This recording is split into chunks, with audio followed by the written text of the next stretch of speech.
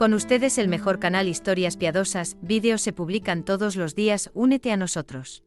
Había un lujoso coche extranjero a un lado del camino de tierra. La puerta y, de hecho, la carrocería del coche estaban salpicadas de barro, y el parabrisas parecía como si una docena de arietes hubieran bailado sobre él. Junto al coche había 3 jóvenes, algunos de los cuales aún no habían cumplido los 20 años. Se les suele llamar Myers. Por su fanfarronería, su comportamiento desorbitado, su derroche y su costumbre de vestirse con agujas. Los 3 eran amigos, James, Robert y Charles. Llevaban mucho tiempo acostumbrados a que se les permitiera todo en la vida sin excepción. Restaurantes caros, clubes nocturnos y discotecas hasta la madrugada se sustituían unos a otros en un caleidoscopio de acontecimientos alegres que llenaba sus vidas. Una sensación de libertad y poder sin precedentes. A menudo este trío se divertía, olvidando que por la mañana les esperaban los estudios en la universidad. Y hoy, en lugar de regresar a casa tras otra fiesta, los mayores se dirigieron a la ciudad. Allí, según los rumores, estaba previsto un picnic en casa de uno de los ricos hijos de un granjero local. James, Robert y Charles llegaron a la fiesta. Pero no llegaron a casa. En el camino de vuelta consiguieron pinchar 2 ruedas a la vez, lo que hizo que su coche extranjero se congelara como una piedra de tropiezo. A pesar de que el coche pertenecía a James, cada uno de sus amigos lo consideraba suyo. Al ver las ruedas pinchadas, el propietario del coche extranjero se estiró abatido: si aquí sin grúa no puede prescindir. Y no quiero contárselo a mi padre ni a mi hermano mayor. Una vez más solo sacar el cerebro y nada más. ¿Qué grúa? No tengo mucho dinero. Tal vez un par de cientos de dólares. Tengo que llamar a mi padre, aunque se supone que estamos en clase. ¿Cómo voy a explicarle que estoy varado a un lado de la autopista? Ya amenazó con cancelar mi tarjeta de crédito después de nuestra última juerga. Y ahora lo va a hacer. Tengo que llegar a la ciudad, cambiarme y luego ir con la grúa a buscar mi coche. Charles se opuso. Roberta sintió con la cabeza, apoyando la opinión de su amigo, pues los 3 apestaban a alcohol, ya que habían estado de fiesta hasta casi el amanecer, y ahora se estaban acercando a la fase de recuperar la sobriedad. Ninguno de los chicos había botado nunca en la carretera, y esta actividad les parecía extremadamente vergonzosa. Por otra parte, hay un dicho que dice que en la vida todo pasa por primera vez, lo que significa que a veces los grandes tienen que convertirse en gente corriente en una situación incómoda. Por suerte, el tráfico en este tramo de la autopista no era muy intenso. La oportunidad de coger una autoestopista para los 3 amigos se deshacía por momentos como la nieve de marzo al sol. No esperaremos nada, dijo Charles irritado. Vamos, no tengas prisa. Esta no es una ciudad donde los autobuses pasan cada 5 minutos. Seguro que hay algo, objetó James. Robert canturreó, como de costumbre, y estaba a punto de volver a la sombra de los árboles cuando vio un autobús que se balanceaba en la curva. Ahí estaba: mirad, ya viene, chicos, ya viene. Charles y James estaban listos para saltar de alegría en el campo. Privados de dinero y de coche, los chicos se sentían vulnerables, y les gustaba esa sensación. Se sentían cada vez más pequeños. No fue hasta que el autobús se detuvo junto a la multitud que votaba cuando vieron a una mujer de unos 30 años con un característico pañuelo en la cabeza que le ocultaba buena parte de la frente sentada al volante. Ah, hay una joven al mando. Al subir las escaleras, James no pudo contenerse. Sus amigos le respondieron con una risa amistosa.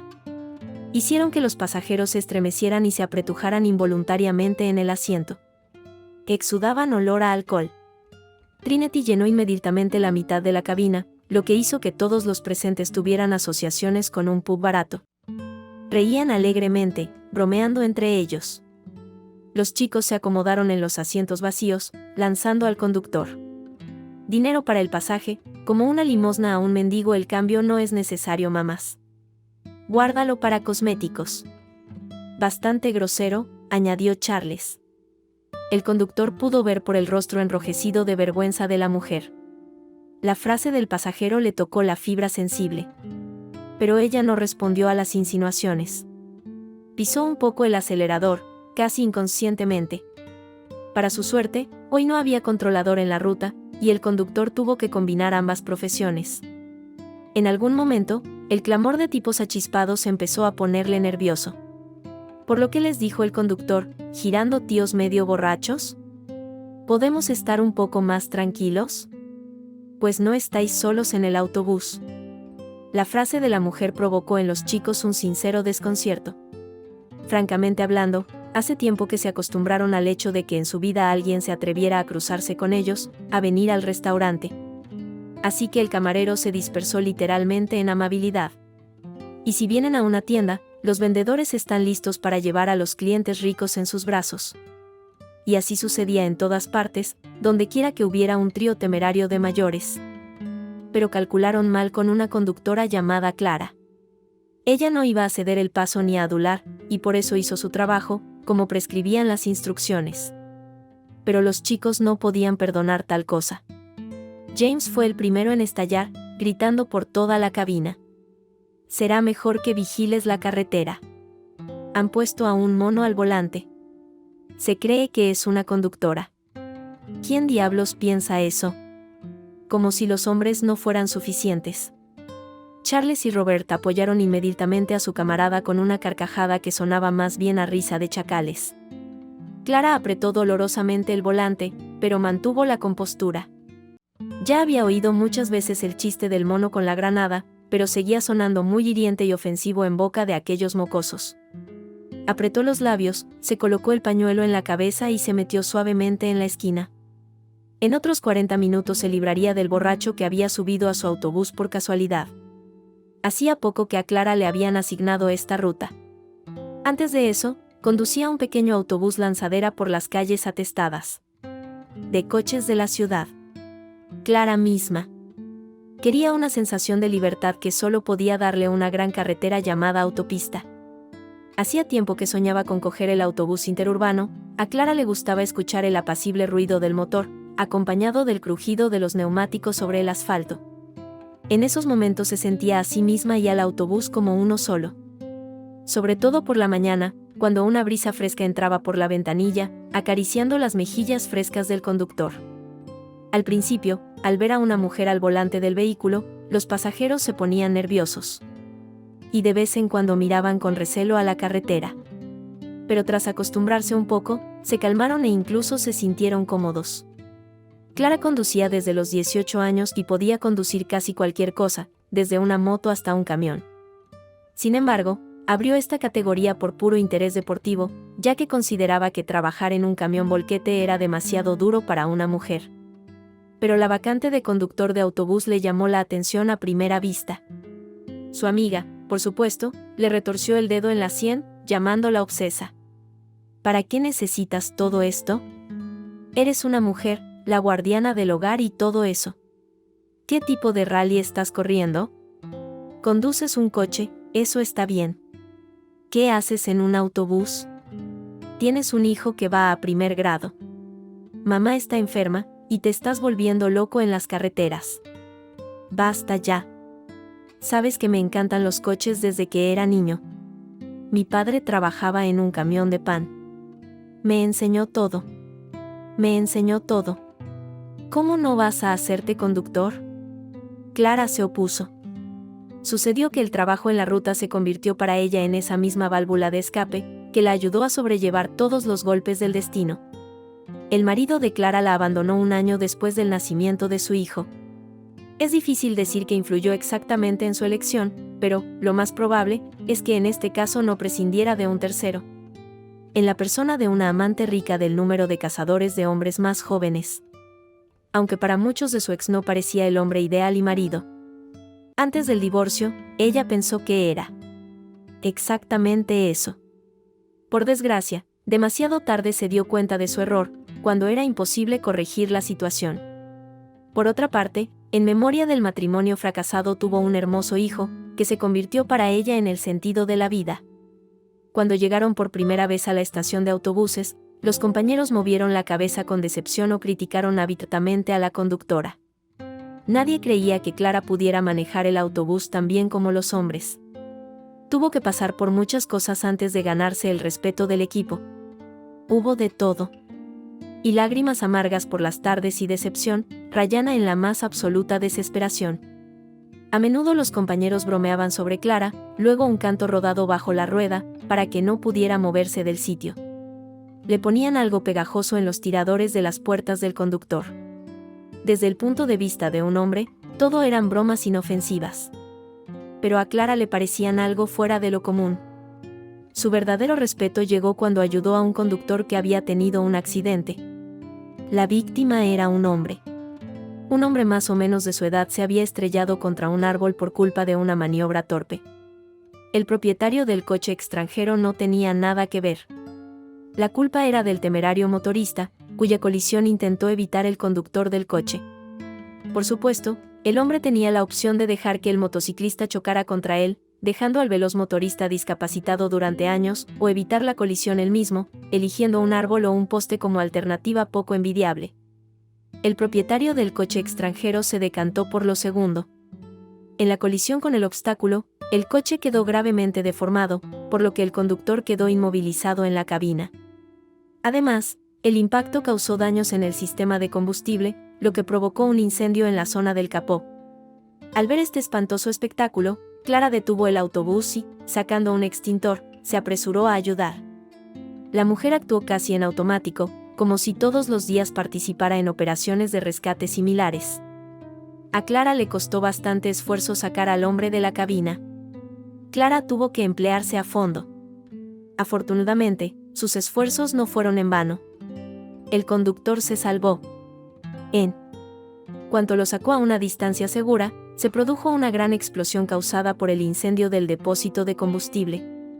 Poco después llegó una ambulancia, llamada por uno de los pasajeros del autobús Lanzadera, abandonado por Clara al borde de la carretera. En el fragor de la lucha contra el fuego, ella misma no se dio cuenta de que había recibido quemaduras en la mano y la cara. Y si la muñeca y el antebrazo pudieron ocultarse después tras las mangas largas, la camisa o el vestido, entonces con la fea cicatriz en la frente. Resultó ser mucho más complicado. Las amigas aconsejaban soltarse el largo flequillo, pero Clara prefería conformarse con un pañuelo. Así tenía una buena vista y no tenía que arreglarse el pelo a cada minuto. La historia del incidente recorrió rápidamente la ciudad y convirtió a Clara en heroína durante un tiempo, lo único que la disgustó un poco fue que el conductor rescatado nunca se molestó en encontrarla y agradecerle su rescate. No, Clara no quería el dinero en absoluto, no. Probablemente un ramo de rosas blancas, sus favoritas hasta la inconsciencia, hubiera sido suficiente para la valiente mujer. Aunque qué decir de las rosas, un ramo de margaritas de campo no habría impresionado menos a la bella conductora. Flores que amaban después de los coches, ella las consideraba la medicina número 1 para su alma torturada. A menudo, para levantar el ánimo, recogía un ramo de margaritas en el arcén del camino de tierra y las dejaba en la cabina junto a su asiento. En cierto modo, las consideraba su amuleto. Y una buena señal. Y ahora, intentando hacer frente a los ataques de los mayores, no dejaba de mirar el ramo de margaritas, como si buscara apoyo en ellas. Mientras tanto, James, Charles y Robert se sintieron más tarde invulnerables y empezaron a comportarse de forma aún más fanfarrona, aferrándose no solo a la conductora, sino también a los pasajeros. Clara no pudo soportarlo más. Chicos, una vez más os lo repito, dejad ya esta tontería. Si no, voy a tener que dejaros bajar. Voy a tener que dejaros bajar. Ni hablar. Bromeando con ella. James, esta debe ser tu primera vez conduciendo. Solo las lecheras de pueblo llevan ese tipo de pañuelo, insertó su innecesaria opinión. Al siempre silencioso Robert, se le saltaron las lágrimas de los ojos de Clara como si se burlara de ella. La cabaña estaba llena de ancianos y niños. Eso significaba que solo contaban con ellos mismos. En ese momento, todos sus resentimientos, desgarrados a lo largo de los últimos años de su vida, se abatieron sobre Clara de golpe.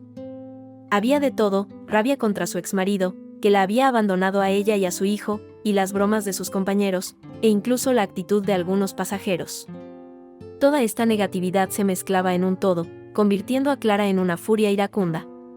Su rabia contra los mayores eclipsó literalmente su mente, haciéndola pensar solo en una justa retribución. ¿Y qué pasa aquí y ahora? Clara detuvo el autobús, se arrancó el pañuelo de la cabeza y, señalando a la puerta, ordenó: «Fuera de aquí, rápido.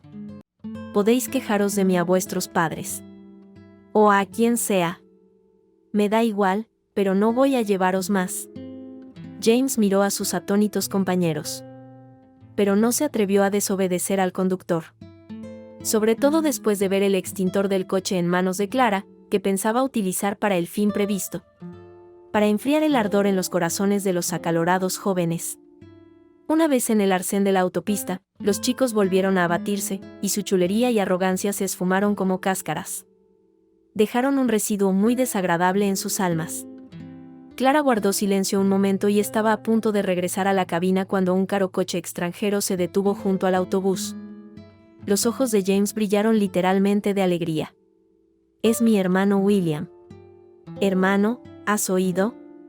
Sus amigos recuperaron su antigua confianza, causada por la posibilidad de subirse a un caro coche extranjero y en pocos minutos estar en casa. Pero cuando el hermano James salió del coche, su rostro parecía más bien el perfil tallado en piedra de un antiguo dios griego. «Te he dicho muchas veces que no conduzcas borracho. No tengo nada más que hacer». «¿Cómo buscarte en todos los callejones?», empezó William. James se puso pálido. Ese tipo de reacción no. Esperaba que su hermano lo humillara delante de sus camaradas. Pero lo que ocurrió poco después dejó al mayor en estado de shock. William miró al conductor del autobús y se quedó inmóvil. En ese momento recordó que hacía un año había tenido un accidente de coche y había pasado 3 meses en coma. Tras salir del hospital, William pasó mucho tiempo recuperándose. Nunca supo el nombre de su salvador. Los lapsus de memoria que le habían atormentado durante 6 meses tenían parte de culpa. Y solo ahora, cuando el hermano mayor James William por fin recuperó el sentido, se dio cuenta de que la mujer que tenía delante era su salvadora. La mujer que había arriesgado su vida por él. En sus ojos. Clara William lo adivinó. Ella también lo reconoció y tuvo los mismos sentimientos que el joven empresario. Dándole una fuerte palmada en la espalda a James, William comenzó a disculparse tanto por él como por su hermano menor. Al mismo tiempo había lágrimas en los ojos de Clara y cálidas palabras de gratitud en los labios de William, y los pasajeros que observaban la escena desde un lateral no podían contener las lágrimas. Al fin y al cabo, acababan de presenciar un auténtico drama con final feliz. Después de la escena en la autopista, James siempre saludaba a Clara cuando se la encontraba, le hacía señas y la saludaba frenéticamente. Pero William fue mucho más allá y se convirtió en un auténtico prometido para Clara.